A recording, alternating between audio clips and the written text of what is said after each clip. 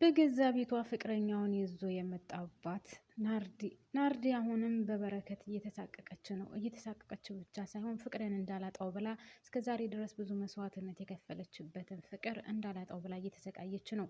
በአጋጣሚ ሁኔታ ከነሱ ቤት የሚመጡት ሰራተኞች በጣም ቆንጆ ቆንጆ ናቸው እና የበረከት አይንን ጣል ሲያደርጉበት እነሱም ለተንኮል ብለውት የሚመጡት ሰራተኛ በተለይ ልጅቷን ሰርቃ የወሰደቻት ከበረከት ጋር በጣም ነበረ የነበራት ፍቅር። እናም ከዛችኛዋ ከጩና ወይም ከህፃኗ እናት ጋር ሆነ እንኳን በጣም ባልየው ቆንጆ ነው፣ እናም ይህን ሰው እየተቸው ለወጣ ነው እያለች ነበር። ያው ግን እንደ አጋጣሚ ሆኖ ልጅቷን ሰርቃ ይዛ ወጥታ ጠፍታ ቀርታለች። በእሷ ምትክ ልጅቷን መንገድ ላይ አግኝታ ይዛ የመጣችው ሰራተኛ ደግሞ የሚገርመው በጣም ቆንጅዬና ከሌላ ቤት ያሳለፈችውን ታሪክ ለሷም ስትነግራት ያው ሰራተኛዋን ቆንጆ ስለሆነች በጣም ብዙ ዋጋ የከፈለችን ሰራተኛዋ። እናም ያችን ሰራተኛ ከበረከት ጋር ትጠረጥራታለች። አሁንም በድጋሚ ከበረከት ጋር ስትጠረጥራት እንደውም እንድትሰልይልኝ አደርጋለሁ ብላ ስለነበረ እሺ ብለው ቁጭ ብለው ሁለታቸው እየዶለቱ እያለ ስለመሰለሉ በረከት ከውጭ ሲገባ ሁሉንም ነገር ይሰማቸዋል ማለት ነው። እናም በረከት ሁሉንም ነገር ስለሰማ ምንም እንዳልሰማ ሆኖ ለመሰለል ይሞክራል ማለት ነው። ሰላም ጤና ይስጥልኝ ውድና የተከበራችሁ የቻናል ቤተሰቦች በያላችሁበት ሰላማችሁ ይብዛልኝ። ይህ ቪዲዮ የደረሳችሁ ሁላችሁም ፕሌስ ላይክ እና ሰብስክራይብ እያደረጋችሁ ነባሮች ወይም ቤተሰቦች ደግሞ ላይክ አድርጉልኝ። ምክንያቱም እናንተ ላይክ ባደረጋችሁ ቁጥር ለእኔ በጣም ጠቃሚ ስለሆነ ወይም ወሳኝ ስለሆነ ማለት ነው። ላይክ ማድረጋችሁን አትርሱ። አመሰግናለሁኝ። እናም ናርዲ እንግዲህ በጣም ግራ ገብቷታል ማለት ነው። የበረከት ነገር ወይም የሰራተኛዋ ነገር እንደውም ወደኋላ መለስ ብላ ስታስበው የማይሆንና የማያዋጣ መስሎ ስለታያት ሰራተኛዋን አይ በቃ ካሁን በኋላ እኔ በረከትን መሰለል አልፈልግም፣ ባሌን አውቀዋለሁ፣ ስለዚህ ምንም አይነት ስለላ እንድታደርጊ አልፈልግም ስትላት እኔ እኮ በረከት እንደዚህ አይነት ሰው እንዳልሆነና በጣም መልካም ሰው ወይም እንደ ሌሎች ወንዶች እንዳልሆነ እኔም አውቃለሁ ስትላት ሰራተኛዋ እና ምን ለማለት እያሰብሽ ነው ማለቴ ለምን እንደዛ ትያለሽ ስትላት በቃ ነገርኩሽ እኮ አንቺም አትጠራጠሪ፣ እኔ እንደ ሌሎች ወንድ መስሎ የነበረ ነገር ግን በረከት በጣም መልካምና ጥሩ ሰው ነው ወይም ከጥሩዎቹ ወንዶች አንዱ ነው ብላ ትላታለች። በሌላ በኩል ጌዲዮን ግራ ተጋብቷል። የጌዲዮንና የሄለን ነገር በጣም ግራ የሚያጋባ ሆኗል። በፊት ችግሩ ከጌዲዮን ነበር፣ አሁን ግን ነገሮቹ ሁሉ ዙረው ወደ ሄለን ዙረዋል ማለት ነው። በፊት ያው የእንትን ምንድን ነበር የሚባለው ቤተሰብ የስንፈተ ወሲብ ነበረበት ጌዲዮን። እናም አሁን እግዚአብሔር ይመስገን ያ ሁሉ ለቆትኝ ደህና ህይወት እየኖሩ እያለ ነገር ግን ሄለን ምን እንደነካት ባይታወቅም ሄለን በጣም ተቀይራለች። ከጌዲዮን ጋር ያላት ግንኙነት ምን እንደሆነ አይታወቅም። እና ከእናትየውም ጋር ቁጭ ብላ ስታወራ እኔ ለሰርጉ በጣም ቸኩዬ ነበር፣ እንደዛ ማድረግ አልነበረብኝም፣ ራሴን ቁጭ ብዬ ለራሴ ጊዜ አልሰጠሁትም፣ ሁሉም ነገር ቶሎ ቶሎ ሆኖ ተቻክሎብኛል እና አሁን ለበረከት የምሆነው ሴት አይደለሁም፣ ለበረከት የማዋጣው ሴት ወይም የትዳር አጋሩ ልሆን አልችልም፣ ከሱ ጋር መኖር በፍጹም አልችልም እያለች ነው።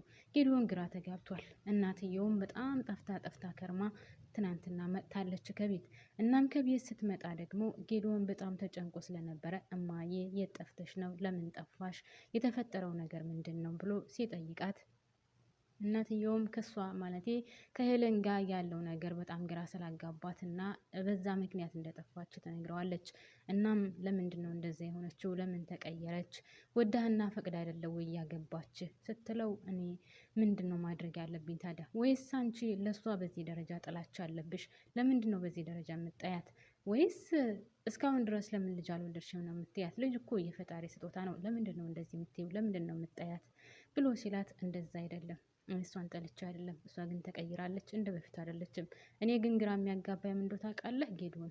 ለምንድን ነው ሴቶች ሁሉ አንተን የሚያጃጅሉ፣ የሚያታልሉ፣ የሚያሞኙ ብላ ስትለው እማዬ እንደዛ ብለሽ ነው የምታስቢው? የሰማሽው ነገር ካለ ስለ እኔ ንገሪኝ ሲላት እኔ እየሰማሁት ነገር የለም፣ ግን ሴቶች አንተን እያታለሉህ ነው እና ይች ልጅም ምናልባት መጥፎ ብትሆንስ፣ ጥሩ ባትሆንስ እኛ ምን እናውቃለን? መጥፎ ሴት ብትሆንስ ስትለው እንዴት መጥፎ ትሆናለች? እንዴት እንደዛ ትይኛለሽ? ሄለን እንደዛ አይነት ሴት አይደለችም። እኔ ሄለንን ወድጄና ፈቅጄ እሷም ወዳኝ ነው ያገባችኝ። እኔ በፍጹም አላስገደድኳትም ሲል እና አሁን ተቀይራ ቢሆንስ?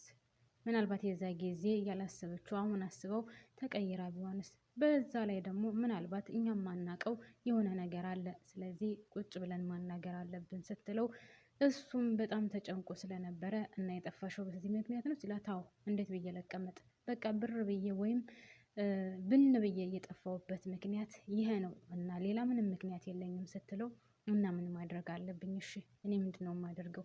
እኔ ሄለንን ማቃት የምወዳት አፍቅሬያት ያገባዋትና እሷም ወዳና ፈቅዳ ያገባችኝ ሄለን ናት።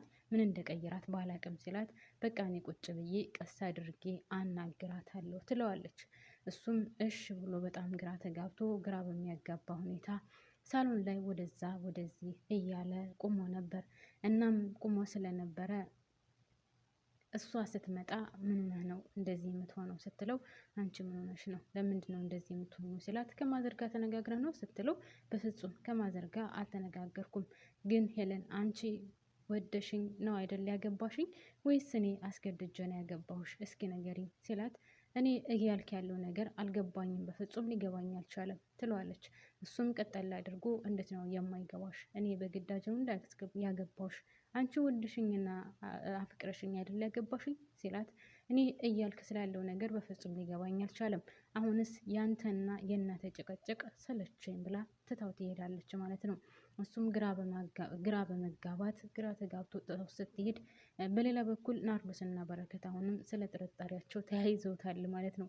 ሰራተኛዋ ምግብ እየሰራች እያለ እሱ ናርዶስ ሰራተኛዋ እየደነሰች ምግብ ትሰራለች እና የለበሰችው ልብስም ጠበቅበቅ ያለ ስለነበረ የሰውነት ቅርጿን አውጥቶ ያሳያል። እናም ናርዶስ ቆይ እንደዚህ ቂጥሽን እያማታሽ እየጨፈርሽ ምግብ የምትሰሪው ለምንድን ነው? እንደዚህ አይነት ልብስ አትልበሽ ብዬሻል ነበር እንዴ ብላ ስትቆጣት፣ እንደ አሁን እኮ እኔ እኮ ባለሽ እኮ እንደዚህ አይነት ጸባይ የለውም፣ ስለዚህ በቃ ካሁን በኋላ አንቺ እንዳልሽኝ አደርጋለሁ እሺ ብላ እነሱ ተነጋግረው ሲጨርሱ፣ በሌላ በኩል አሁንም የበረከት እናት በጣም ግራ ተጋብታ እሷ ማለቴ ወደ ሳሎኑ ወይም ወደ እነሱ ክላስ አካባቢ ስትሄድ የሆነ መድኃኒት ታገኛለች እና ምንድን ነው ብላ የሄለንን ፖርሳ ስትፈትሽ ያገኘችው ነገር በጣም የሚያሳዝን ነበር። እናም ያገኘችው ደግሞ የወሊድ መቆጣጠሪያ ነው። ያን የወሊድ መቆጣጠሪያ ይዛ ጌዶን ጋር በድጋሚ ትመጣና ይኸውልህ ሚስትህ ሌላ ጉዳይ አላት ወይም ሌላ ነገር አላት፣ ነገር ግን የእውነት ወዳ ፈቅዳ ነው ያገባችህ። እንደዛ ቢሆን ኑሮ እኮ ይህን መድኃኒት አትጠቀምም ነበር። ይኸውልህ ይህን የወሊድ መድኃኒት እየተጠቀመች ነው እና ችግሩ ካንተ ቢሆን ኑሮ እስከዛሬ ድረስ ኦኬ፣ እስከዛሬ ካንተ ነበር። አሁን ግን ምናልባት ችግሩ ከሷ ቢሆንስ? ችግሯ ምን እንደሆነ መች ገባን ብላ የወሊድ መቆጣጠሪያውን ለጌዶን ስታሳየው እናቱ፣ ጌዶን ደግሞ በፍጹም ማመን አቃተው። እንዴት እንደዚህ ታደርጋለች? እስከዛሬ ድረስ ኦኬ ችግሩ ከኔ ነበር፣ አሁን ከሷ ነው ማለት ነው። እንዴት ይህን መድኃኒት ትወስዳለች ብሎ በጣም በንዴት ተያይዞት ንዴት፣ እናትየውም ይኸውልህ ይች ልጅ የሆነ ነገር አላት ወይም ሌላ ሰው የምትወደው አላት ማለት ነው። እኛ የማናውቀው ነገር አለ፣ ነገር ግን ቁጭ አድርገን ቀስ አድርገን መጠየቅ አለብን ብላው ጌዶንን። እሱም በጣም ተናዶ ከዛ እሷ ስመጣ ለምንድን ነው እንደዚህ ያደረግሽው ብሎ መድኃኒቱን ሲያሳያት የኔ አይደለም ብላ ትክደዋለች ማለት ነው። መድኃኒቱ የኔ አይደለም ብላ ስትክደው፣ እንዴት ነው የኔ አይደለም የምትይኝ ሲላት፣ የአንዷ ታካሚ ጣውላ ላይ ማለት ጠረጴዛ ላይ ረስታው ሄዳ አንስቼ ፖርሳዬ ውስጥ አስገባሁት እንጂ በፍጹም የኔ የምጠቀመው አይደለም ብላ ስትለው፣ እሱም እንዴት እንደዛ ትይኛለች ብሎ ብቻ አልተማመኑም። እሷም ተነስታ ትታው ትሄዳለች ማለት ነው። ከዛም እናትየው ቀስ አድርጋ ቁጭ አድርጋ ስትጠይቃት፣ ለምንድን ነው እንደዚህ ያደረግሽው? እስከ ዛሬ ድረስ ኦኬ ከሱ ነበር ችግሩ፣ አሁን ግን ካንቺ ነው ማለት ነው። ካንቺ ባይሆን ኑሮ ይህን የወሊድ መቆጣጠሪያ መድኃኒት አትወስጂም ነበር። ከሱ መውለድ አትፈልጊም፣ አትወጂውም። ወደሽና ፈቅደሽ አይደለም ያገባሽው። የተፈጠረውን ነገር ንገሪኝ። እኔ እኮ እንደዛ የጮኩብሽ ለምን ልጅ አልወለድሽም ብዬ ሳይሆን ለምን ይህን መድኃኒት ትጠቀሚያለሽ ብዬ ነው የጮኩብሽ እና ችግሩን አስረጅኝ ብላ እናትየው ማለት የጌዶን እናት ስትጠይቃት፣ ሄለንም መልሷ እኔ ለጌዶን የምገባ ሴት አይደለሁም፣ የማለቅሰውም የጌዶንን ልብ ስለሰበርኩት ነው። እናም እኔ ለጌዲዮን አልሆነውም፣ ለጌዲዮን ሌላ አጋር ፈልጊለት ስትላት፣ እናትየው ደግሞ ለምን እንደዛ ትያለሽ? እንዴት ለጌዲዮን አልሆነውም ትያለሽ? እሱ ወዶና ፈቅዶ ትሆነኛለች ብሎ አንቺም ወደሽና ፈቅደሽ ይሆነኛል ብላችሁ ነው የተጋባችሁት። ስለዚህ አሁን ተነስተሽ ለምንድን ነው ጌዲዮን አይሆነኝ፣ ለጌዲዮን አልሆነውም፣ ለጌዲዮን የምመጥን ሴት አይደለሁም የምትይበት ምንም አይነት ምክንያት ሊኖርሽ አይችልም። ስለዚህ ችግሩን መናገር አለብሽ ስትላት፣ አሁንም በድጋሚ የእሷ መልስ ደግሞ እኔ ለጌዲዮን አልሆነውም ነው። አሁንም ለጌዲዮን አልሆነውም፣ ለጌዲዮን አልመጥነውም። እናም ሌላ ሰው ፈልጊለት፣ አጋሩን ፈልጊለት፣ ነገርኩሽ በቃ እኔ ለጌዲዮን በፍጹም አልሆነውም ብላ ትደመድማለች ማለት ነው። የጌዲዮን እናትን በጣም ግራ የገባው ሎሌ ግራ የገባው ምንድን ነበር የሚባለው? ብቻ የሆነ ተረተረተችና ግራ ያጋባን ሎሌውንም ብላ ተርታ እሷም ግራ ተጋብታ ቁጭ ብላለች ማለት ነው። በሌላ በኩል አሁንም ጌዲዮንና እናትዮ ቁጭ ቆመው እያወሩ እያለ እርግጠኛ ነኝ ሄለን እንደዚህ የሆነችበት ምክንያት ሌላ ወንድ ወዳለች፣ ሌላ ወንድ ባትወድ ኑሮ እንደዚህ አትልም ነበር ስትለው እሱ እና ሌላ ወንድ የምትወድ ከሆነ ለምን አገባችኝ ብሎ ስላት፣ ምናልባት ገንዘባችንን አይታ ይሆናል፣ ከትንሽ ጊዜ በኋላ ስፋታ ገንዘብ እካፈላለሁ ብላ ይሆናል እንደዚህ ያደረገችው እያለችው በጣም ጌዲዮን እውነት ለመናገር ጌዲዮን በጣም ነው የሚያሳዝነው ማለት ነው። መጀመሪያ በናርዶስ ነበር የተጎዳው እና እንደውም እናትየው ስትጠይቃት ለምን አገባሹ ወይም ለምን አገባሽ ወዶና ፈቅዶ አይደለም እያገባሽ ስትላት፣ ወዶና ፈቅዶ ሳይሆን ናርዶስ እምቢ ስላለችው በናርዶስ ንዴት ነው እንጂ ያገባኝ እኔ ወዶኝ አይደለም ነበር ያለቻት። እና ምንድነው የተከበራችሁ ቤተሰቦች የዚህ ድራማ ነገር በጣም ግራ የሚያጋባ ነው። እና አሁን ግን የእውነት ለመናገር የሄለን ጉዳይ በጣም የሚገርም ነው። ማለት ምን አዲስ ነገር ተከሰተና ነው? በጣም ነበር የምትወደው እኮ በጣም ሙታ ነበር የምትወደው። እሱን ለማግባት ያላደረገችው ነገር አልነበረም። በግድ እንደውም እሷ ናት እንዳገባት ያደረገችው። አሁን ግን ምን አዲስ ነገር ተገኘ? ምን ተፈጠረ? ምን ተከሰተ? የሚለው በጣም የሚያሳስብ ሆኗል። እናትየውንም ልጅየውንም አሳስቧቸዋል። ምክንያቷ ምን እንደሆነም እሷም ልትናገር አልቻለችም። ውድና የተከበራችሁ ቤተሰቦቼ ለማንኛውም የዛሬው ይሄንን ይመስላል ማለት ነው። ቀጣዩን ይዤላችሁ እመጣለሁ። እስካሁን አብራችሁን ስለቆያችሁ ከልብ ነው የማመሰግነው። አሁንም በድጋሚ ላይክ ያላደረጋችሁ ቤተሰቦቼ ላይክ አድርጉልኝ፣ ክበሩልኝ። አመሰግናለሁ።